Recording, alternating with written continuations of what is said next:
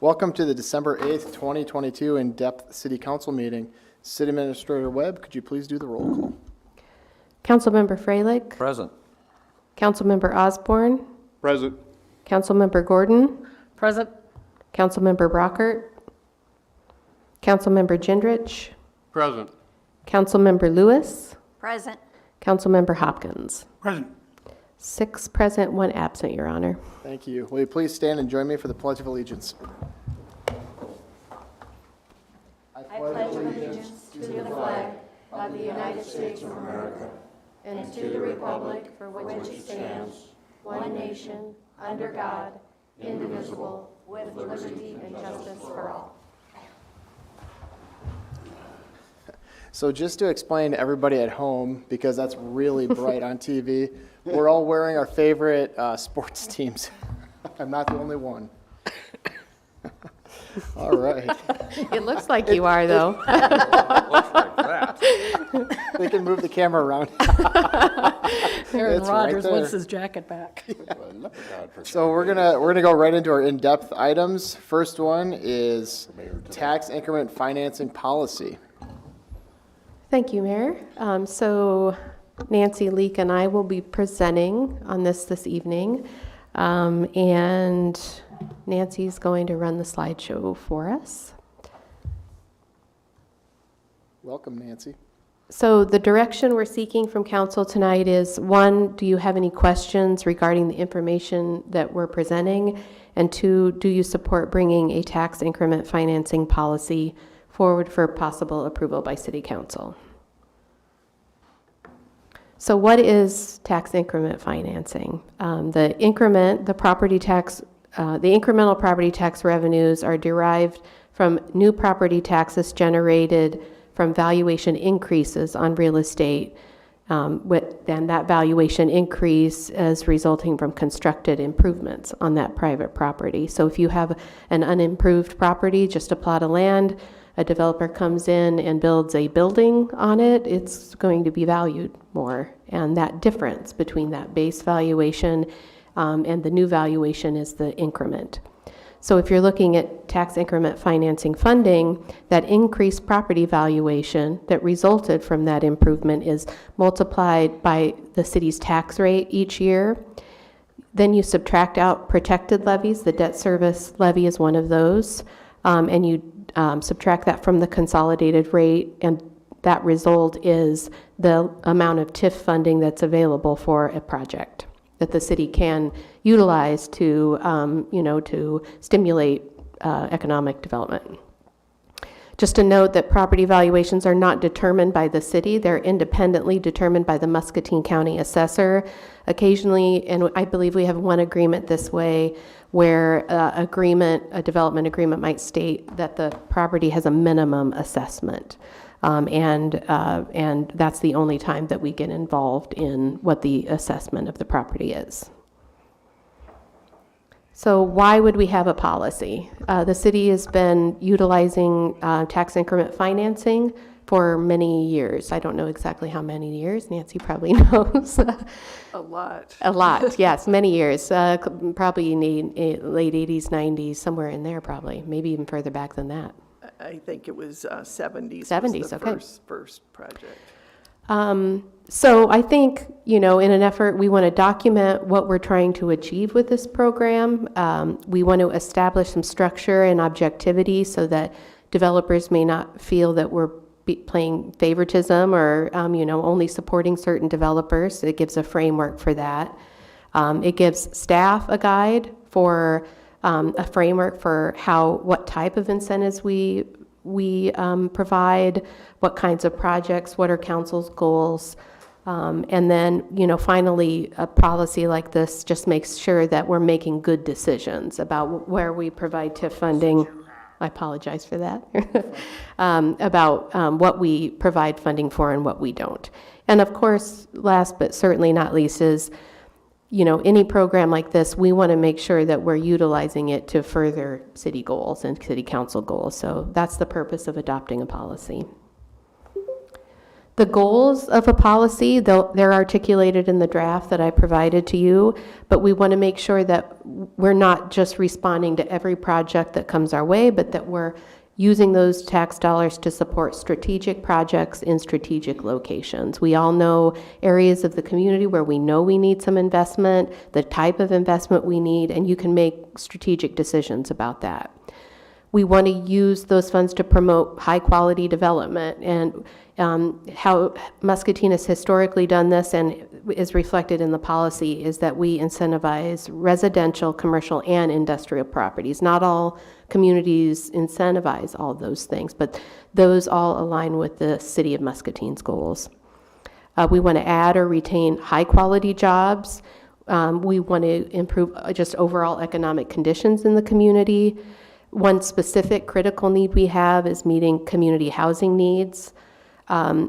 Utilizing this tool can help us increase taxable valuation of properties in the City of Muscatine, because a lot of projects that receive this type of funding aren't possible without it. So at the end of that agreement, we realize that additional taxable valuation tax revenue. It can help us drive future development by placing public infrastructure in strategic locations. This is happening right now with the Loves development, where we use TIF as a mechanism to increase the sizing of the wastewater infrastructure there, which makes land in that area more developable. So that's a good strategic project that we invested in. We want to make sure developers even know how we do this. We'll get calls quite a bit in my office, in community development. What does the city have for TIF incentives? What kind of projects do you incentivize? We can provide this policy first, and then they can go through the process if they think what we're offering could potentially meet their needs. And of course, what urban renewal really is all about is hopefully that we can alleviate and or prevent the spread of blight or deterioration in our community. Okay, so actual policies that are outlined for the TIF program. The first and probably the most important one is demonstrating the applicant must demonstrate the extent and importance of requested TIF funding relative to the timing, scope, and feasibility of the proposed project. So essentially, the applicant really needs to show that the project, either the scale, the scope, the timing of the project will not happen, or it will not happen to the full extent without TIF funding. And that's an important piece of this, and it is sort of the initial litmus test for any project that comes our direction. I don't know if Nancy wants to weigh in on that. I can provide one example, and this is a few years back, maybe 5 or more, a development, and you all will know what it is. They requested TIF, and City Council denied it. That project was built within the next few months, so it didn't need TIF funding for it to happen. So that's what we kind of want to make sure that we incentivize things that need the TIF funding for it to proceed. Can I ask a question? Yep. How do you determine what deserves TIF funding versus not? How do you make that recommendation or knowledge to know what we should be using TIF for versus not using TIF for? Well, that's what the policy will will be the put. guide for that. And I would say too, this policy is, I think, for the most part, is documenting what we're already doing. There's really no change in practice, essentially, just sort of affirming that and making sure that it's clear. And, you know, council can consider changes to it if you like, but I think the TIF program here has been pretty successful with how it's structured now, so. Okay, to Councilmember Lewis's question, the applicant really needs to show that they can meet city goals, that their project aligns with the city's comprehensive plan, and that they will comply with our development standards and zoning ordinances. They need to show that the project they are proposing is in the best interest of the overall community, not just for one area, and that it doesn't deter from quality of life or environment for all of our residents. They need to show that improved property designated It needs to be involved property designated as blighted in the urban renewal plan. That the TIF funding can go, it's a residential, commercial, or industrial project. And then the amount of funding, if those criteria are met, the amount and structure of the agreement is dependent on the extent to which that project addresses those critical community needs. And I'll show you that here in a couple of slides. So essentially private participation, the applicant has to participate in the process as a condition to any award of TIF funding. And I'm sure you've seen as projects have come forward to you that in the development agreements, there are certain conditions that the developer or applicant need to meet in order to receive the funding. So how do we fund TIF? The city, there are other tools, other ways you can do this, but we primarily utilize TIF rebates. And that rebate program is outlined in the development agreement. That's the contract between the city and the developer. Those rebate payments are subject to, one, that the developer, the other party to the development agreement complies with the terms in that agreement. And then second, and an important part also, is that that the payment is subject to your annual appropriation. So every year, you did this just recently, I think, you have to appropriate the funds for the rebates. So a typical scenario, we'll just step through, is a developer or business constructs improvements. They get a new valuation, and they then make their annual property tax payment. The city receives those tax payments as TIF revenue, and again, subject to those annual appropriations, we rebate a portion of that revenue back to the developer or business, so that we take in the payment. The county actually, I think, takes it in, and then they apportion this as the TIF revenue. We rebate in accordance with their development agreement the money back to the other party. Yeah, okay. So we can consider other funding mechanisms depending on the project. And one thing that we can look at is there a contribution that we can make to providing infrastructure improvements to a project? So that's a little bit different. Okay, so the TIF programs, we have basically just a standard TIF program. If a project meets some of those criteria, then a typical TIF program is that we would rebate up to 50% or less of the TIF increment for a maximum of 10 years. So that's based on that first slide I went over about what's available, the total amount available, and how that would be dispersed over time. If a project comes to us and it provides significant urban renewal benefits, it's meeting a critical unmet need, like housing is a good example. The project has the potential to significantly alleviate blight or deterioration in the community. It might significantly expand our property tax base, provide a significant number of new jobs, and other considerations by the city council. So there isn't anything in this policy that would prohibit council to sort of say, you know what, it doesn't meet these criteria, or there's some additional considerations we'd like to take into account and offer TIF funding. This won't restrict council in doing that. This is generally a guide. And if a project meets those significant needs, we may provide rebates greater than 50%, and we have granted them up to a maximum of 20 years for the TIF structure. The policy, we included in the policy an application process. So many times, like I said, these requests will come into community development, my office, the chamber, the mayor, maybe even some of you too.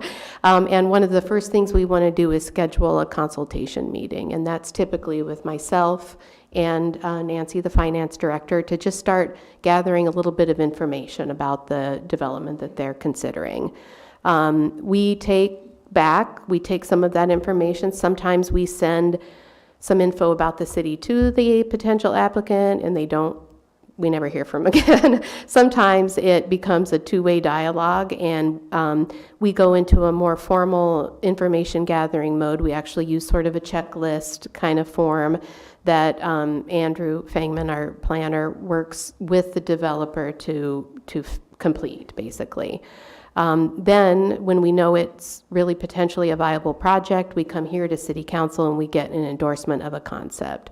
I think all of you have participated in a discussion like that along the lines. It's not a formal vote, but council is basically saying this is a project that has enough merit that we can sort of initiate the formal process. So some of the things that we need to look at in that process, do we need to make any amendments to the urban renewal area? Perhaps the project is just outside of the city and we need to annex property into the urban renewal area, into the city, to include them in our plans and to offer the incentives. We might need to make amendments to the urban renewal plan. We did that just recently with both the Kent McKee building and the Carver Corner merge development. So we amended the plan to include those projects.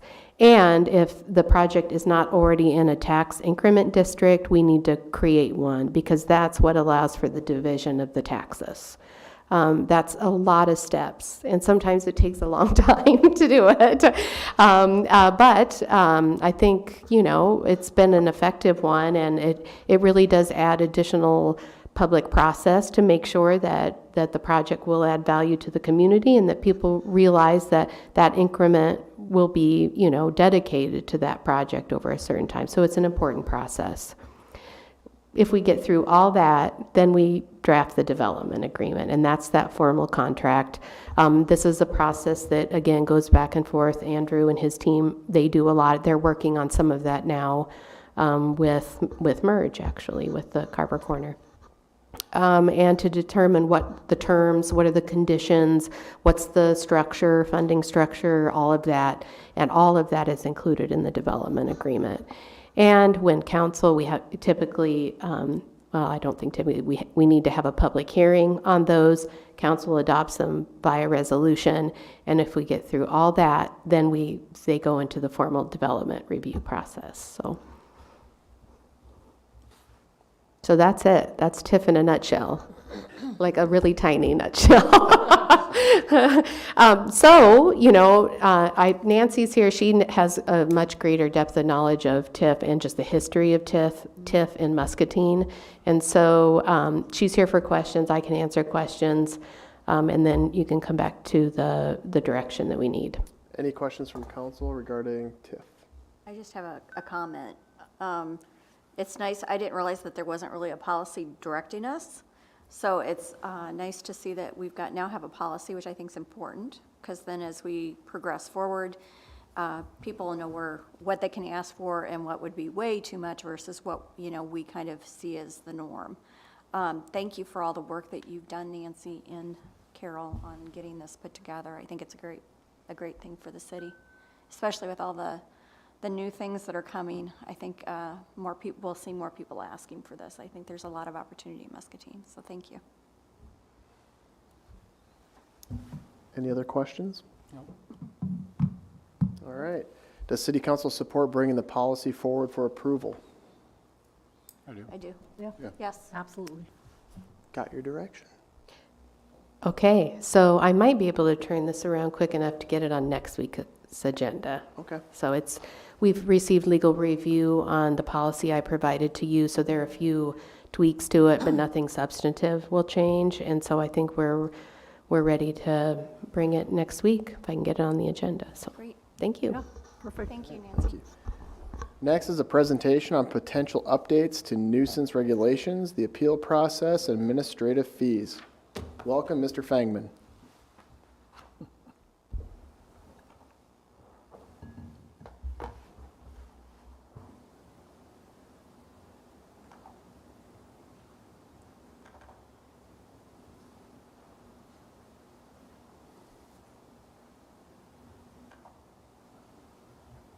And while he's bringing that up, I'll be asking 3 directive questions afterwards, after questions to him. Thank you, Mayor, Council. Tonight I'm kind of going to go over some potential updates to our whole nuisance regulation process. These will be the 3 broad questions. This presentation kind of breaks into 3 parts, so when I finish one part, kind of stop and ask you about that before I move on to the next thing. And broadly speaking, the 3 areas we're going to talk about is enumerated nuisances, the nuisance appeal process, and the nuisance abatement administrative fees, and we'll also touch on what the next steps would be after tonight's presentation. Improving the process by which nuisances are resolved is a key component of achieving the vibrant community goal that's contained within our adopted strategic plan. Before we get too deep into the weeds, I think it makes sense to just read out what the definition of a nuisance is under both city and state code. So everything kind of ties back to this. And it's whatever is injurious to the health, indecent or unreasonably offensive to the senses, or an obstruction to the free use of property, so as essentially to interfere unreasonably with the comfortable enjoyment of life or property is a nuisance, and a civil action by ordinary proceedings which may be brought to enjoin and or abate. It goes on from there. That obviously is a very expansive and rather vague definition. And so what city code, and state code for that matter, has long done is provide about 20 enumerated nuisances, which are where it details very specifically like junk, weeds, brush, all these things listed up here, specific conditions that constitute a nuisance that can be abated by the city if the property owner fails to do so.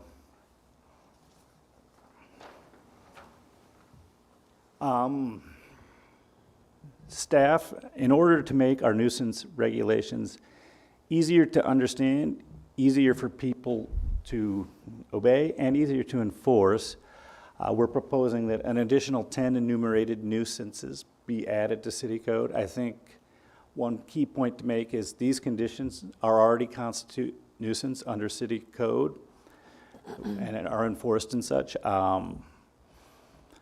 However, they're addressed through interpretations rather than direct language. It's the opinion of staff that these conditions will be better addressed with very direct and unambiguous language surrounding them. The more specific a code is to what's required of property owners makes the understanding, complying, and enforcing the nuisance regulation easier for property owners, community members, and city staff all alike. So I'll just kind of touch on the 10 that staff's recommending to be added. I'd also point out if there's anything else that you feel needs to be specifically addressed, this would be a good time to start that conversation. The first is stagnant swimming pools. I don't think that needs a whole lot more elaboration. Refuse and recycling containers. The language that you see up here is actually already in city code. However, unlike all the other enumerated nuisances, this is in a different title completely from city code, so it's kind of sits off on its own and is kind of makes it harder to find. So what we're proposing to do is just bring that into line so there's just one section where every nuisance is listed. If council wishes to further discuss our policy on refuse and recycling containers, largely when you have to push them back in, when you can put them out for collection, this would be a good opportunity to start that discussion. Councilmember Gordon? So is it okay to ask as we go through at Absolutely. this time? Because I think there's some discussion possibly about the refuge containers, the 12 hours. I think we've heard from a few people that might be too short of a time, depending on shift workers, that type of thing. Is there a reason we came up with 12 hours as opposed to? I'm sorry. Oh, go ahead, Andrew. So what I can assume is to make enforcement more practical. So we're not out there with the stopwatch the second the truck goes away. So, and the reason, basically what 12 hours makes it is so the day after your trash day, we could enforce this rule. If you were to make it, say, 24 hours, you'd have to essentially wait 2 business days because staff going around, they don't know whether your garbage can was collected at 5 o'clock in the morning or 3 p.m. and when that clock would start. So that's probably why it's just as a practical matter. It's a different way of saying next business day, essentially. So maybe that's the right verbiage, the next business day. Or next day, I guess. Yeah. Because it's not the Friday. 5 days of, Monday through Friday. It could be Saturday, Because I'm just thinking that 12, people might see that and perceive that as oh my gosh, they have a stopwatch, and we know they don't. But if we said the next day to give them adequate time to pull it up, maybe they're gone for the day, that type of thing, is there something there that we could do? And then I have a question on the placement. Because we talk about it, we prefer to see them on the side or behind the building. But are there some residences that they don't have a spot and they're out front? I mean, do we have an idea of how many homes that their only place is next to the garage door out front of the house type thing? There certainly probably are a number of those. I don't have a handle on it. Typically, if people put them, how we've handled that is if they literally don't have any other place to put it, the best they can that's out of the way, and that's how we would kind of let that be, but we could codify that language as well. I know, sorry. You're fine. I know a house that's 2 houses down from mine, their house is built up on a hill. They do have a garage that's like right there by the sidewalk, so that's where they keep their bins. And it's like, there would be no way they could pull that in the back. I think we have to be conscious too of the elderly and having to pull that up a hill or, tuck it somewhere where they can't get it. So I'm just not quite sure that that's, To my knowledge, we've never enforced this requirement on someone that physically doesn't have a way to move the trash cans like that or to put them when they get there, so. Can we change that verbiage just so it sort of states that, this is our preference, but if you have no other place to store it, just to build in a little, because if we're not gonna do anything about it, then why have the ordinance? Yeah. Could just say if reasonably possible. We can bring, that might be, we can, assuming you wish to proceed with this, we can bring back, a way to capture that in code language for you to take a look at. Because I like to make sure it's solid, but we have some conditions that, like the one Councilwoman Lewis just mentioned, we need to make sure we cover off on some of those exceptions. There's probably a reasonable way to do that. We'll come Thank up you, with Andrew. a proposal. And I do support using the word next day, because I've gotten quite a bit of feedback regarding the 12-hour period. I can tell you, being a nurse, our garbage gets picked up at 5 a.m. If I go to work at 7 and I work a 12-hour shift, I've now blown through that 12 hours. So definitely would like to see that say the next day. Yep, we'll. Okay. If I could, Mayor, Yeah, you bet. okay, without interrupting you. I favor your 12-hour, because your garbage day is Wednesday. You got the next business day. Then you got the next day for community development to come out. And that's Friday, if community development does make it. And then the containers there Saturday and Sunday into Monday. We've already heard Andrew say that his staff uses discretion with where the containers are placed. The requirement to have the containers taken to the side of the house or to the back of the house. If a community development officer goes to that property, Andrew has already told us, those staff people use discretion. And obviously it's not common sense to write someone a violation when there's no place to put the can other than in front. I had some citizens say, we got to change this to get off the city right away. Well, then the garbage containers and the recycle containers are thrown up in the middle of the yard, the lid's hanging open, half the garbage is hanging out that didn't get picked up or dumped, and so forth. So I agree with 12 hours. And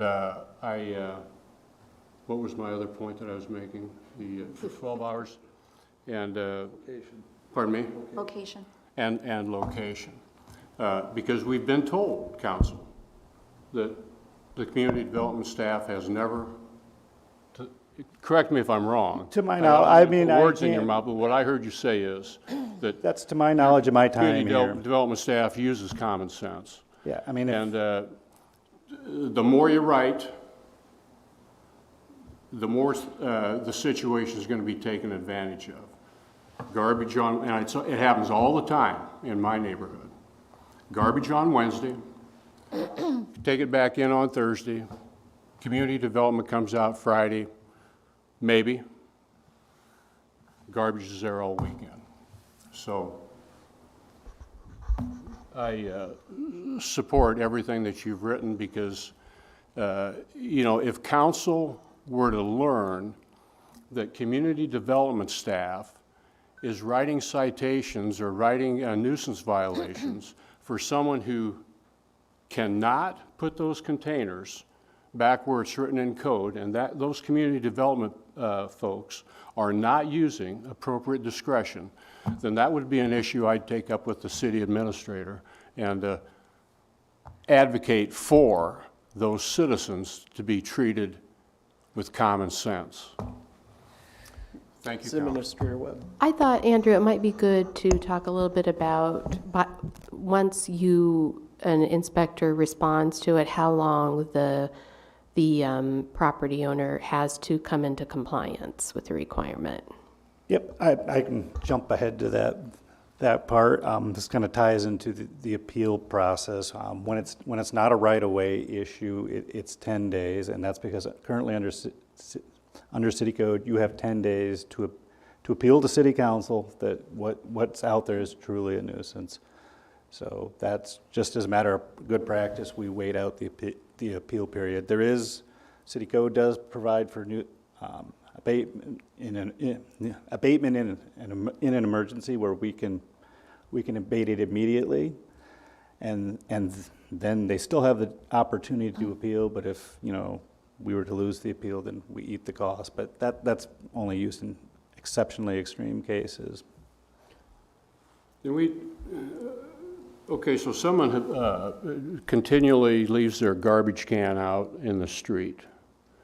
The only way we're going to enforce any action on that is the 10-day wait period? Is that? So, I'm sorry if I... No, because it's typically, when things are out in the right-of-way, like on the sidewalk, we do the 24 hours for that. Because that's one of the situations where if you're obstructing the street or the sidewalk. And it can just keep going on and on every week? We do have the option to, actually start writing them citations and fining them. And so this has historically not been something the city has engaged in. However, we've recently, in the past month, received some training from our city attorneys. It was very good. So this is now a tool that we have and we're going to use a little more often. And you have scalable levels. It comes in later in the presentation. First-time offender, repeat offender. But I want to go back. I mean, if you want to talk about the 10 days, do you want to do it now, or do you want to go through your 10 first? Yeah, why don't you go Yeah, through no, the 10 first? That's all right. that's what we're going to talk about in the second part of this presentation. Okay, because- So, One thing I would mention too, our attorney is on Zoom, so if we need to ask a legal question, they're there to do that. okay, we ready to move on from the garbage cans? Yeah, yes, please. Sticking kind of close to that, this would be adding a specific item related to bulk items intended for curbside bulk pickup. What we've seen since we switched away from the community cleanup week, where anyone has 2 times they can call in, is that oftentimes people will put out a big pile of junk, then call the transfer station and find out that, they can't get picked up for 3 weeks or something like that, because 2-3 weeks, or that they've put out an amount type or quantity of garbage that won't be picked up for it, and then it stays on the right-of-way.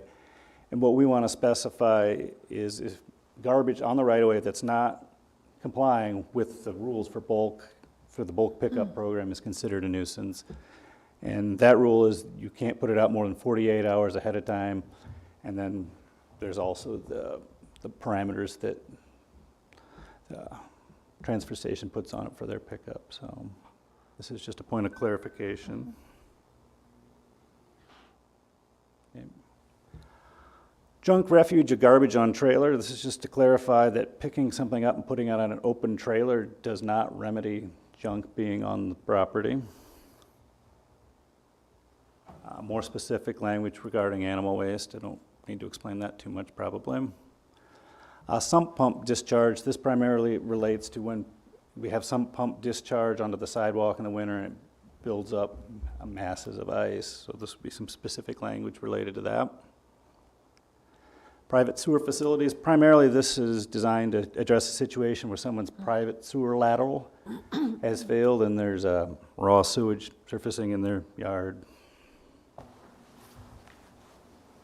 Then this one, open storage of items not intended for outdoor use. And I'm going to go ahead and read this one because I think this is an important one and one we'd like to get more clearly put into city code. And that is the open storage of non-weather resistant items which are not intended for outdoor usage, including without limitation of enumeration, upholstered or finished furniture intended for indoor usage, such as couches, beds, mattress, desk chairs, shelving, or wooden tables, household furnishings, or equipments including carpeting, electronics, appliances, or other typical household items intended for indoor usage. I have a question. Yes. I'd like to ask that you strike shelving or wooden tables. Some people might repurpose a table for a gathering table outside or shelving for a potting. I mean, that sort of sounds foolish, but wood is commonly used outside without it being sealed. So if we can modify that, I mean, the other ones make sense. I mean, upholstered items get wet, moldy very quick. I think for the tables and the shelving, kind of what I had in mind is more of that particle board, press board stuff that is not weather resistant as opposed to actual wood furniture. But So maybe call it out that way, but. we can certainly remove I mean, it I though. would, that's the only thing is I'm thinking some people might have, you know, that's their design style. And they have a beautiful wood table out there under a gazebo, you know, so that's the only one I have an issue. I think everything else totally makes sense, you know. Okay, then the next one is the open storage of tires or vehicle parts. And then the open storage of pallets. And for the tires, vehicle parts, and pallets, I should clarify this would be for residential properties and not businesses where that's appropriate. Thank you, because the pallets, we do know there's a few businesses in town that collect them until they're Yeah, that, collected. Okay, no, that makes absolute sense. And then the last three, we used the term open storage. And so in addition to enumerated nuisance for this section, proposing the following definition of outdoor open storage. The storage of items in outdoor areas or in partially enclosed sheds, lean-tos, or other structures not totally enclosed by structural walls, roof, and properly functioning doors, and which are visible from a public street, sidewalk, alley, or from abutting parcels. What about the, I'm sorry, what about the, I think about the new covers that they have for like motorcycles and things like that. Would that be acceptable or would that not be acceptable? Yeah, I mean, when we, They're actually, they're not a building, it's just a hard, I don't know how, case, I guess is what I would call it. so this open storage, we're proposing it related to the three previous items. That would be basically indoor items, pieces of vehicles, or pallets. So a motorcycle wouldn't fall under that. It'd be the way we treat any vehicle, so it would not be applicable. so these all totally make sense, one way or the other. It's just that, you know, John had one idea. My thing is if we codify things, then we need to try our best to use the code, whether we stumble on it or somebody complains, or the neighbors start complaining more, and it's not neighborly. So I just want to make sure that whatever we add, we're adding with purpose. I think you definitely have the purpose here, but we've got to be ready to administer it. I think that's a point well taken. I would point that of the 10 listed, these are ones we're already enforcing, and And I like pulling them out so they're more clear and concise, because as we move forward, that's my next question is how are we going to communicate this clearly? People don't read the city code. We can give them links to it, we can direct them that way. It's not easy. So as we roll out things like this, we just need to make sure we have a very clear and concise visual way for people to understand. So that's just my recommendation, but Councilmember Osborne. This is where I can start asking questions, right? and Yes, talk? you can. Okay. Couple of items. Storage trailers. It seems like we've gotten really good with the trailers that are on properties. However, when they're in a parking space in front of the home, it gets real cumbersome to do anything about them, even though it's the same issue. We treat it like it's a traffic violation rather than a nuisance violation. And so I'd like to see some thought put into addressing those. You know, Carol can share one example that took about 6 months to get addressed. You know, there's 24 hours and all that stuff. I realize that. I get that. That's traffic. I'm talking about let's treat it like a nuisance violation even though it's on. I would think we've got, you know, we've got more tools in our bag if it's on public property than it is in somebody's yard, on, you know, on private property. But I don't need any comment right now. I'd just like to see some thought put into addressing that like a nuisance. If it's not possible, that's okay. The other part is the garbage cans. I favor the 12 hours. I think it's clear, concise, tight. I do agree with John on when we keep adding and making it more complicated, it almost seems like it's more cumbersome to understand and enforce, creates more loopholes. However, I mean, because in all practicality, even in your example, you know, they pick up the garbage at 7-ish. 12 hours later is 7 p.m. They stop enforcing at 5 p.m. You still get till at least tomorrow morning.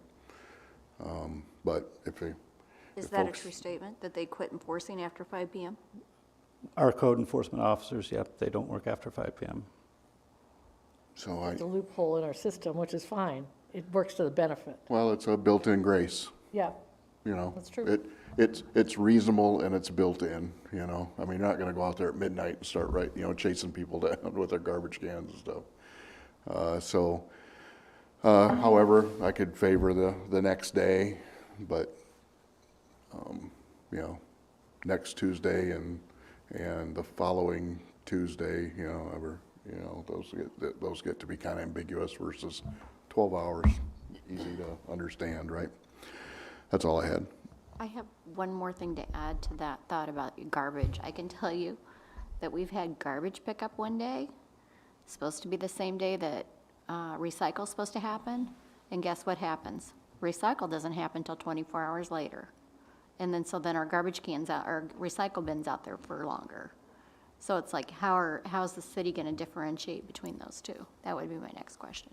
You'd probably see all the garbage bins still out there and use that, right? Okay. I think they're also notified because I think there was a notification today. Yeah, we typically know that usually there's one or two reasons why that might happen. One is when there's a holiday, Republic operates on a little different schedule, or when there's an equipment failure. Sometimes their equipment will fail and they'll have to come back another day to complete their route. So they make the city aware of that then? So yes, Okay. we usually Okay. do some sort of media, so we would communicate that to the inspectors, yeah. That was just my other thought, sorry. Any Thank you. questions regarding the first part? First part of the first. Does City Council support moving forward on adding the proposed additional enumerated nuisances to City Code? If I could comment, Mayor? Of course you can. Thank you. I'm all for moving forward on continuing to try to make this the most effective policies and criteria that we can to, get this taken care of. I kind of get the idea that, there's further discussion to have, but I think we need to bird dog this issue and stay at it. I agree. All right, the second part, please. Appeals. All right, moving on to the nuisance appeal process. So anyone that receives an order to abate a nuisance has 10 days from the date of that order to file an appeal of the determination of nuisance exists on the property. And as you all well know, this appeal is heard by you, the city council. State law does not require that city council serve as the body that hears these appeals. In a number of Iowa communities, nuisance appeals are either handled by an appointed board of community members or a hearing officer. Councilmember Gordon? Are you done there, Andrew? Yeah, so I'm just going to go over some of those other Yeah, go ahead. because we're looking at the nuisance regulations, this is kind of an opportunity for you to look at and see if this is how you wish to continue to proceed. Well, I appreciate and like the appeal board because I think the timing sometimes isn't the best between meetings with council. There's some 5-week months, there might be a couple weeks missing. I don't want somebody to not have that opportunity to speak quicker and sooner than waiting until we can get it on an agenda item. Because if that clock is ticking and they work with you and they've got an extension pending appeal, that's fine, but I'd rather see somebody see it more often and on a better time. And I think your appeal board, which could be called upon as needed, would be the best action. It's just my thought, because you get into a 5-week month, it's like they might have received it before the 3rd week, our 3rd meeting. Then they get it going. It could be 3 weeks, So I'd rather see it move faster, quicker, and upon need. That's just my recommendation. I like the appeal board. So I can, just to provide a little more information, so if council decides it wants to try something different, there's basically 2 approaches you can try. One is the appeal board, kind of like we talked about. It kind of, in a lot of ways, it works like the zoning board of adjustment. It'd be a board appointed by city council, and then it would hear the appeals. And then you could choose to structure it so further appeals would either then come to you or then would have to head straight to court. How often, if I could interrupt, Andrew, is that okay? Yeah. How often would this appeal board meet? It would depend on how often. Well, the Board of Adjustment or the... Board of Adjustment meets monthly. Monthly? It could be whatever you set it at, and it would also depend on the number of appeals received. Yeah, it would. That would what would drive it. If we were receiving them regularly, we'd have a standing meeting. If it were, they just have a meeting when we have an appeal. That could be too. So I think it would depend on the volume. You might see if people can appeal something at a lower court, essentially, versus council, we might see an increase in the volume of appeals. So we'd have to kind of figure that part out. And currently, we probably have less than 5 a year, I would. Yeah. And if you scheduled it a week in advance, I mean, it's like, that's still potentially better than 2 or 3 weeks out, so.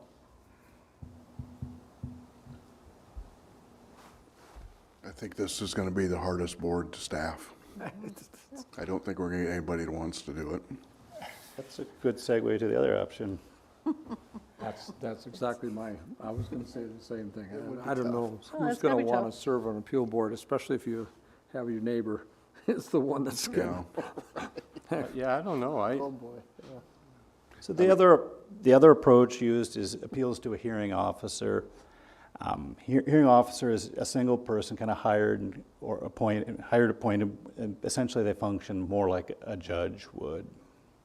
And kind of all the other points I talked about the appeal board would follow there, so. How many cities have you heard that have that option?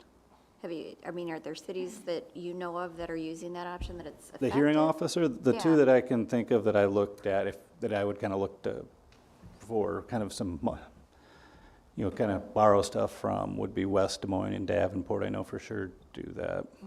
And is it effective? That would be my next question. That's good. We can bring back some more information. have we had any appeals, like withdrawal because they had waited so long they couldn't get to council, or once they heard it was gonna go to council, they didn't wanna do that because, getting up in front of people makes people nervous, or have we had any of those issues come to fruition in the near future? We certainly have people who wanted to file an appeal, but they were past their time to do that. Yeah, Just the last appeal council heard the individual couldn't come that night. They were served notice, but they couldn't come. Having an officer might give them some more flexibility around that. And maybe Andrew can elaborate on this, but when council is hearing an appeal on a nuisance, all you're hearing is whether or not a nuisance exists or not. There's not any middle of the road, like, around, these things have a variety of factors going on. Yeah. So can any of these options, Andrew, provide input on things other than whether or not it constitutes a nuisance? Yes, and that kind of also brings me to my final slide there is, do we want to examine expanding the scope of what's appealable? You talked about the gradation, also kind of post-abatement items that come up for dispute, like were items taken in error or damaged? Did the abatement action actually exceed the scope of what was noted in the order to abate the violation? This, in my opinion, would be very helpful. I am usually the arbiter of this kind of thing, and I do think it would be probably more transparent and would feel more objective, maybe is the right word, if it was a hearing officer that was independent of the city and appointed by the council. Yeah. So it wouldn't be city staff, it'd be a contracted, maybe retired judge or somebody that has a proper role as designated by the city? It'd be an independent, it'd probably be like what you're appointing now for board members. It'd be something along those lines. But I would imagine you would want to solicit people who had some experience in that kind of thing. Yeah. The other thing, your question about people not follow through the appeal process because they didn't want to speak to council. The one other thing that I have noticed that there are a couple individuals that use this strategy is they will file appeal to buy themselves more time, then right as it comes up to when they'd actually have to come before council, they withdraw the appeal. So they just do it because they know it'll get them another week, 2 weeks, depending on where it falls on the schedule. on the one that, couldn't make it that evening, there is the opportunity all the way up to the council to say, hey, I can't make that night. Can I schedule it for the next available slot? We've accommodated that. And we have done that. Yeah. This individual has done that a few times, so we didn't do it on the last time. What we said was, you can provide a written statement and we'll read it for you. Yeah, and potentially that's, buying more time and all that stuff, but, So the code requires too that we give the person at least 10 days notice of when to appear before the council. So there's 20 days, and that's if a council meeting is held right on the 10th day. So it doesn't give a very timely response to it. Councilmember Freilich? I like the idea of an appeal officer, or whatever, however you want to call it, but I think that person, whoever it ends up being, should also have the right to say he can't make a decision, it still needs to go to council. I think there has to be a little grace on his part or her part, whoever it is. So do you think this would go through like probably not the nominating committee, nothing like that, but how do you? Yeah, it'd be something like that. A nominating committee would appoint you take applications, probably appoint the person. The thing I would suggest, though, is to give, and Andrew, chime in here. Andrew's done all the research on this, but in my mind, you would want to give this hearing officer some authority, because there's going to be a lot of things that'll come up that you don't want to wait till it gets to council. You're going to want there may be some things that you would want to leave up to the decision of the council. And that's where I'm at. Yeah. There's going to be times when he or she's just not going to want to make that decision. It's going to be Well, and if there's only 5, and here's my other question, if there's only 5 a year, who knows if leave you it got a as it hearing is. officer really think It they might can come- get it. Yeah, There might but be 20 a year. I hear Yeah. many more Yeah. than that. Yeah. The only a few are going to the council, but I feel like I get one of these almost every day. oh, Yeah. I feel that way. I don't know if that's true, but that's how it feels. Would you like direction right now, or do you have some more things to? No, on this, direction on the appeal process before we move on to the last part would be great. So it seems like would the council be in favor of moving forward with a nuisance officer? or at least have them look into that. Yes. I'm kind of indifferent on it.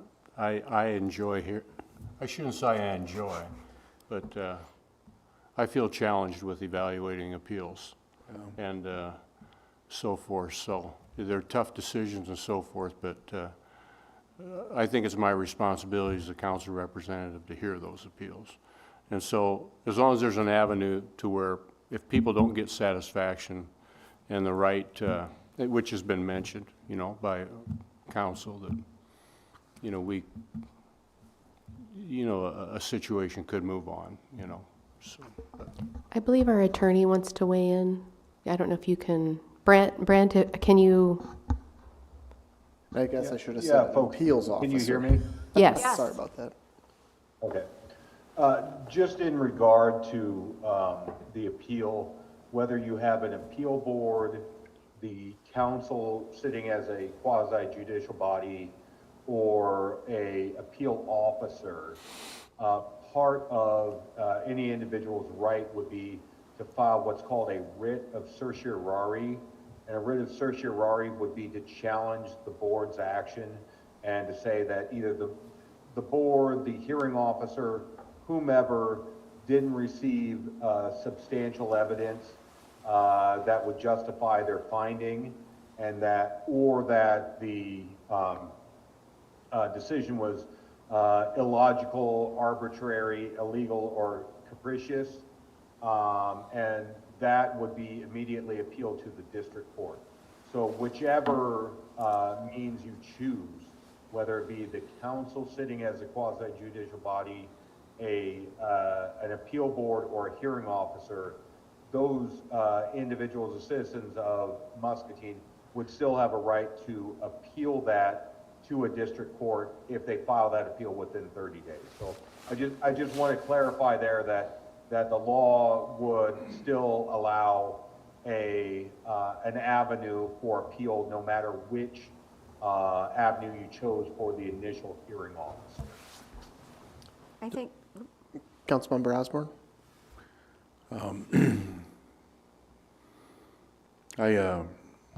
I think having us hear it keeps our feet on the ground. We get to hear that. I know those are not the easiest decisions at all. But I think it's our responsibility to hear them if they want to talk to us. And so I'm not in favor of eliminating the opportunity for folks to come in front of council if they wish. But I also realize we shouldn't be slowing them down for getting an answer. And so we can put I would be in favor of putting in that as an option. However, if we can't staff it, then we don't hold them back because it's not staffed. They come to council in that event, and if it is staffed, they have a choice. They go either way, and even after they go to that person, they could come to council if they wish. That'd be what I'd be in favor of. Just offering it up as another option. Councilmember Lewis? I agree with you, Councilman Osborne, because it's like the one thing that I'm thinking of is you're having one person talk to one person about an issue that they're looking at, where when they're coming to council, you have multiple eyes on one situation where more opportunities have come up where the council may recommend, okay, can we give them 30 more days because of whatever circumstance, where maybe that person wouldn't have done that. So it's like, sorry. So I'd be interested to see, like I said, how those other cities that have an officer does, how their process goes. The one I've seen, that there's two, and I probably didn't make the point clear enough, that there's two ways that other communities do it. One is there's the hearing officer. If you don't like it, then as an attorney, you go to district court. The other one is if you don't like it, then you go to city council. So it's essentially set up, you can still appeal to city council, but it goes through the hearing officer first to try to take, the bulk of them off. That makes me feel a little better. Well, So- that It was my would be point. your choice to which way you would choose. Would you go that direction? So they go with the hearing officer, and then from there, It's, so you would choose, do you want a hearing officer? Then is an appeal of the hearing officer's decision, does it go to you or does it go straight to court? Those would be the two choices. There's several times, and I'm sure it's happened, Carol, you've probably seen this, where it's a cut and dried case, where it's an actual nuisance that's in the code. There's no reason to bring it for the council. The hearing officer ought to be able to say, no, this is how the code reads and you're in violation of the city code, end of case. But if there is a circumstance where we're just talking about outside circumstances that we don't know about and they want to appeal to the council, they should have that right. That's where I'm at. Yeah, so many things come, it rarely is it whether or not it's a nuisance. I'll just say it's rarely that. It's more about, I called the office, I asked for an extension, they told me I'd get one and I didn't get one to clean it up. I mean, it's stuff like that. Or they took, I had priceless items that my dad had when he passed away. I had him in my yard and you took them away and threw them away. So you owe me for that. So it's usually those kinds of things. It's not really whether or not it's a nuisance. So I would suggest that you expand what's appealable at least to the hearing officer, and then either for all of them or for some amount of them, you allow them to come to council if they aren't happy with what the hearing officer provided. But I think if you had the right person in this, and it would be a volunteer, it wouldn't be a paid position, it'd be volunteer, but if you had the right person, they could probably negotiate most of them to the satisfaction of the customer. So would the hearing officer then update you on what's going on specifically, or reach out to the council saying this is kind of what's going on with the? I don't know how that works, but we I can would- probably, I think you'd have to. I would assume I that say it know who would, the next it would step work is. probably to similar ways to your boards and commissions where those minutes go to your agenda and is reported out that way. I would assume that, I don't know if like a transcript of what they did that month would, be reported onto council. You could set it up that way. Well, I would expect you to know what happened because you've got sort of a case running. Yeah, You had a staff would nuisance, certainly. you've got something that you're tracking to, you need to add that on as an activity that happened. Yeah, on no, that I thought you were talking like you as council being aware of what's going on. and that's part of the issue now is that I handle all of these sort of informally. They're informal, Right. And so it's hard for me, one, to be consistent, right, in that I don't have good documentation. It's challenging to do it the proper way. So I think it could be greatly improved. Do you frankly. think that would alleviate the stress on you? If that was, Well, if there was not all of actually, it. there are people still going to Some call of you? it. But honestly, it's me and it's Jody and it's Andrew, because we're all on some level and probably you all too. You're get in the middle of it. If we said, hey, the city has a hearing officer, they're an objective third party, they can hear your situation, they may be able to offer a resolution, right, that is fair to all parties. So it could be a benefit to really everybody. Yeah. I don't know, I just have a little heartburn over it. I know that listening to folks and being involved, whether it's officially or unofficially here, we've all done that.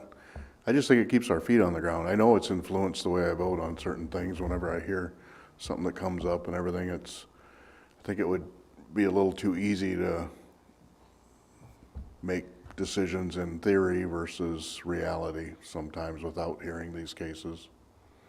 We're giving them the option to come to council if they want. We've got to be efficient with our time, not our Yeah. time, because we're voted in. But if Carol's telling me she's taking one of these a day, and all of a sudden it's got to get Jody and Andrew, not that there's not going to be research that's required. If somebody appeals to the agent, there's still background that they're going to need to know. But this be efficient with the way our staff uses their time. And if we can use this or try it, I'd like to see you come back with the process again. I don't know that West Des Moines and Bettendorf or Davenport are the best benchmarks for us. But if we can find somebody closer to one of our community size and issues. Yeah, I don't think having an officer there is gonna stop them from contacting us or Carol or anybody, and It'll give a and nor would I formalization. want it to, nor would, I think it gives, it outlines a clear process for the person. Yeah, Hey, I I mean- understand your concern. We do have a mechanism where you can voice your concern and get an objective opinion on it. yeah, like I said, I'm in favor of offering it as an option but if they want to come to council, they ought to be able to do that. Not that it's a gatekeeper. I'm not in favor of it being a gatekeeper to council. I think that's the way we'd probably want to look at it, though. It's an option. So is that kind of the consensus of everybody, is to have that option of the, As a start, I'd like to As a see us start, an reassess agent it for in a appeals. year to see if we need to adjust it a little. Yeah. okay. I just want to impede anybody's access to council decisions.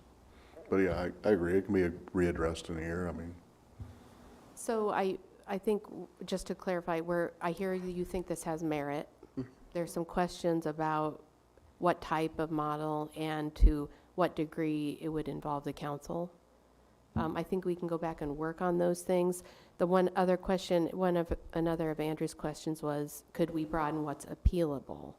And I think from, right now it's just whether or not it's a nuisance, and usually it's frankly kind of an open shut case on most of them on that. So is council amenable to staff exploring recommendations around what could also potentially be appealable? Could we present a model of that to council to help you? Yes. Absolutely. Yep. Great. Part number 3. All right. Administrative fees. So when the city abates a nuisance, the owner upon which the nuisance exists is invoiced for the cost that the contractor charges us to perform the abatement, plus a $25 administrative fee. The administrative fee is intended to cover the city for the staff time and resources needed to abate this nuisance. This fee was established in the early 2000s. Prior to this, only the direct contractor costs were charged to the property owner, and this fee has never been changed. And just kind of going to go through real quick the nuisance abatement process just to kind of give you an idea of what all staff resources are put into this. It starts with the initial inspection.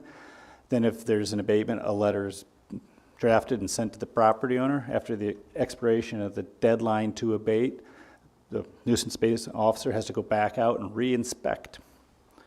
If the nuisance is still there, then we contact the city's contractor and direct them to abate it. Then we get the invoice from the contractor, we turn around and invoice them plus the $25 fee. Then if after a second invoice it's unpaid, then it is presented to council. Then council acts on a resolution to assess it for property taxes. So you can see, and this is for each one, that there is a substantial amount of resources tied up. And I'll bet you can't do that in 3 hours. Between going to the property, inspecting the property, writing out the first one, having it go back a second time, and $75 doesn't cover it, in my opinion. I agree with you. Yeah. That seems really low.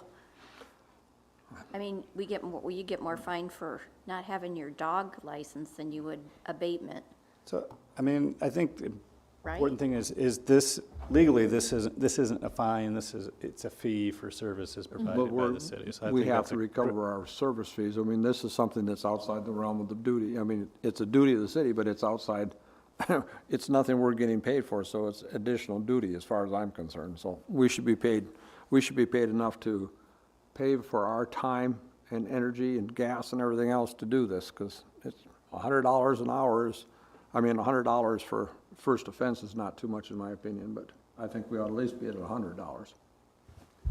So move on to the next slide here, which kind of starts addressing that, is this is kind of a survey of what other communities that have nuisance abatement fees that we could locate and what they are, and they range. As you can see, our $25 fee is quite low. I think, I'm sorry.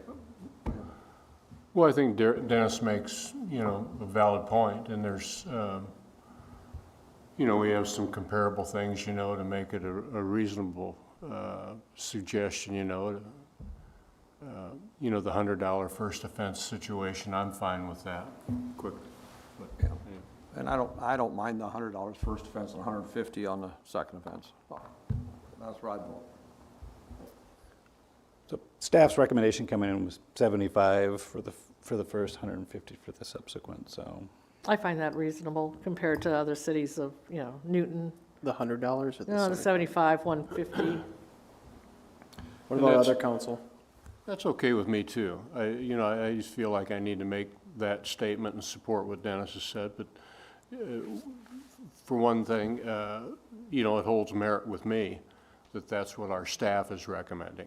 And, I respect the judgment of our staff, and I would be fine with $100, but it is what it is, whatever. So you're okay with the recommendation of the staff then? 75, then 150? Sure. How about everybody else? Is everybody okay with that? And we need to But- review it every 2 years. I'm okay with it, but I think Dennis is right. Yeah, 20 years was a little bit long. All right. Well, that was easy. Excellent, thank you so much for the direction. That's exactly So what we needed. last part is the next step. Based on the feedback tonight, we'll bring back action items based on all three.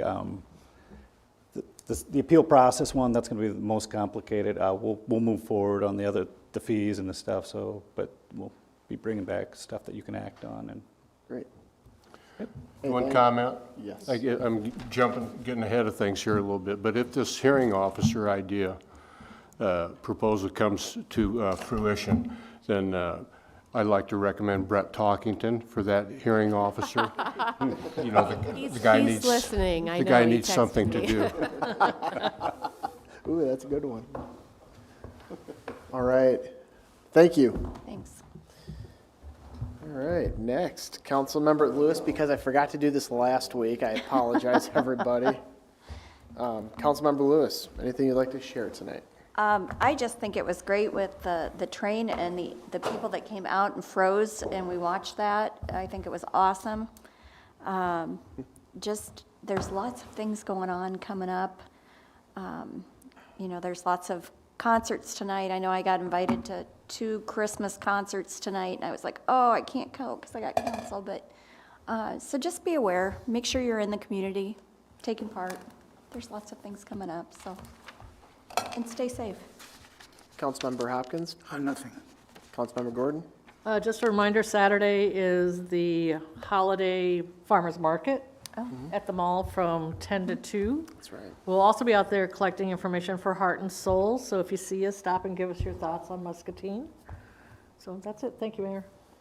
Councilmember Freilich? If you didn't go down to the riverfront and go through the bridge lighting ceremony where they did the music song, I think they're still going on, is it not? Bridge, yeah. It takes 15 minutes, and it's tune your radio to whatever the FM channel that they got posted down there, and enjoy it. It's really an entertainment. It was a quick 15 minutes. We sat through it twice. I know Councilmember Brockert's not here, but I'm pretty sure she'd say, go Packers. Councilmember Gendrich? Well, I think we don't have a particularly large gallery here tonight, but hopefully via the broadcast of this meeting, I can make my point. I am the only council member to support one of our in-state institutions tonight, with the team that I like. Everybody else is out of state, and I respect all council members and city administrator for their allegiance to a team. And I want to compliment everybody. At least no one on the council or city administrator has on a Raiders shirt. There you go. I wish the camera would go in the back right now. I really would, Jeremy. Councilmember Osborne?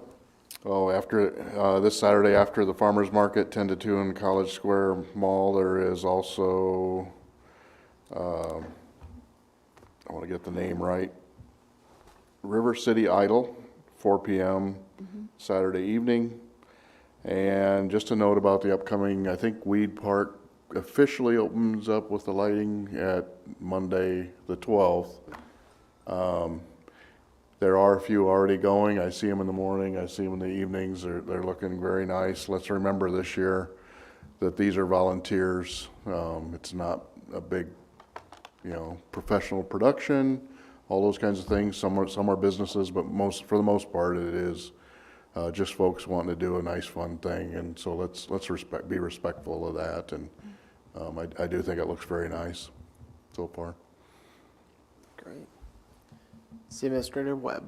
For the light show, I think last year, and I may be slightly off on this, but we had maybe 10 or 11 displays at We Park, and I think this year we have maybe 17. It's Oh, quite a Yeah. few more. Yeah, I think it's looking very nice. Yeah, so I know thank you to the community for coming out and supporting that.